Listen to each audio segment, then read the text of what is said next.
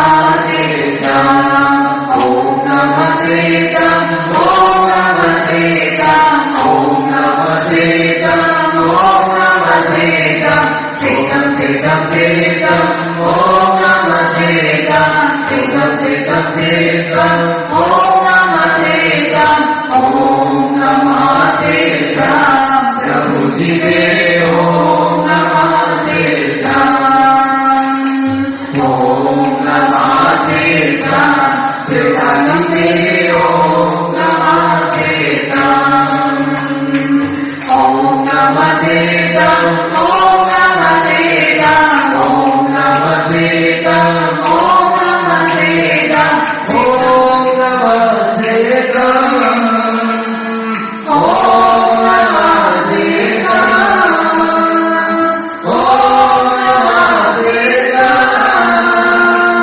Om Namah Tirtam, मेरे हृदय विराजो मंदिराज, Om Namah Tirtam, मेरे हृदय विराजो मंदिराज, Om Namah Tirtam, Om Namah Tirtam, Om Namah Tirtam, Om Namah Tirtam, Om Namah Tirtam, Tirtam Tirtam Tirtam, Om Namah Tirtam, Tirtam Tirtam Tirtam, Om Namah Tirtam, Om Namah Tirtam, Prabhu Ji de Om Namah Tirtam, Om Namah Tirtam, Tirtanam de Om Namah Tirtam, Om Namah Tirtam, Om Namah Tirtam, Om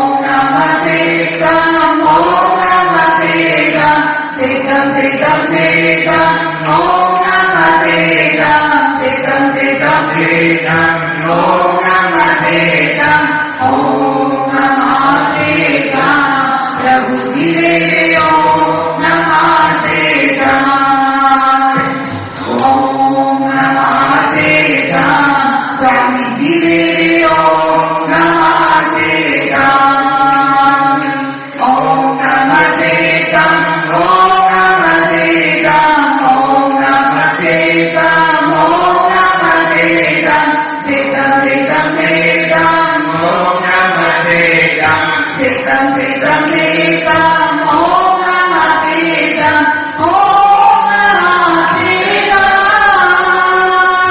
Om Namah Tirtam,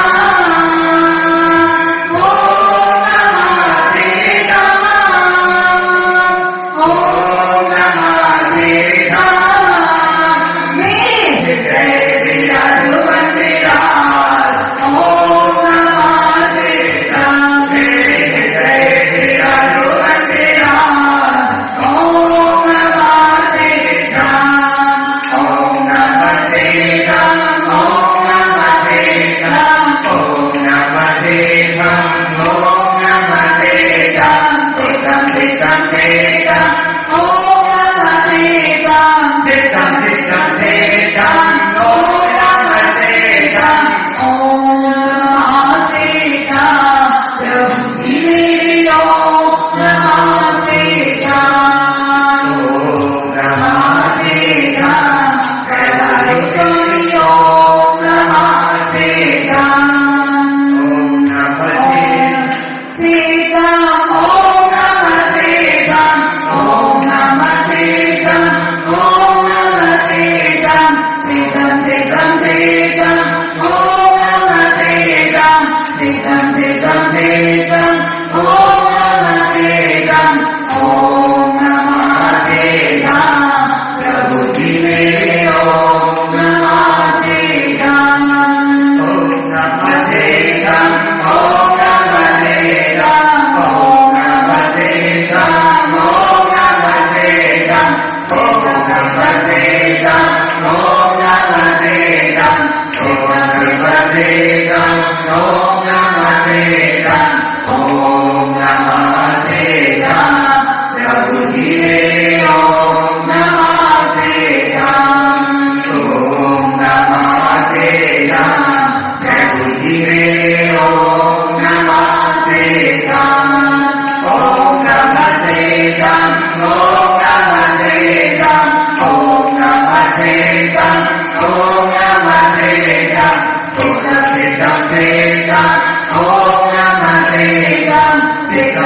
Om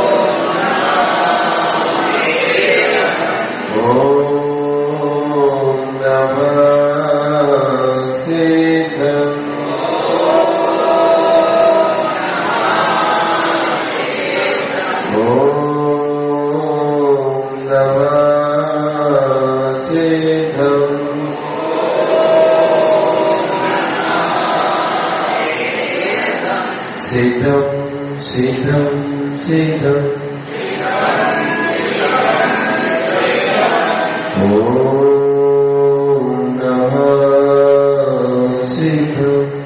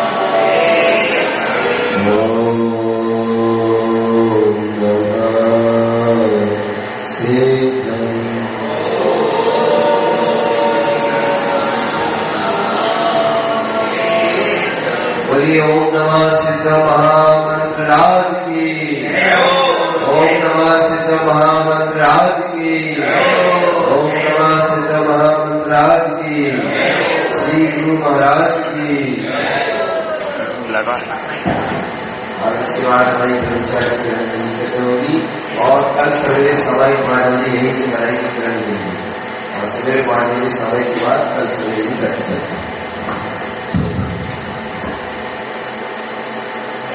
भगवान महावीर स्वामी की अच्छे से बोले अपन जरा जल्दी भी हो जाए कितनी अच्छी चर्चा सुना रहे थे और अपना शहर में एकाग्रता स्वामी जी महाराज की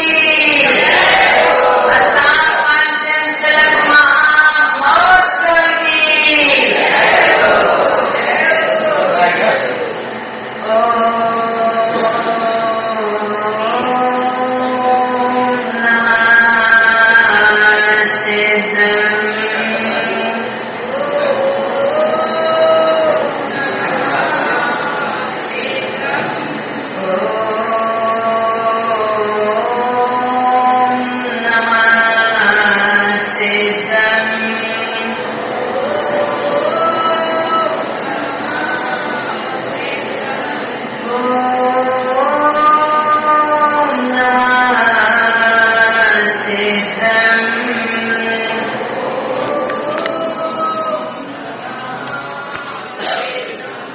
ओंकार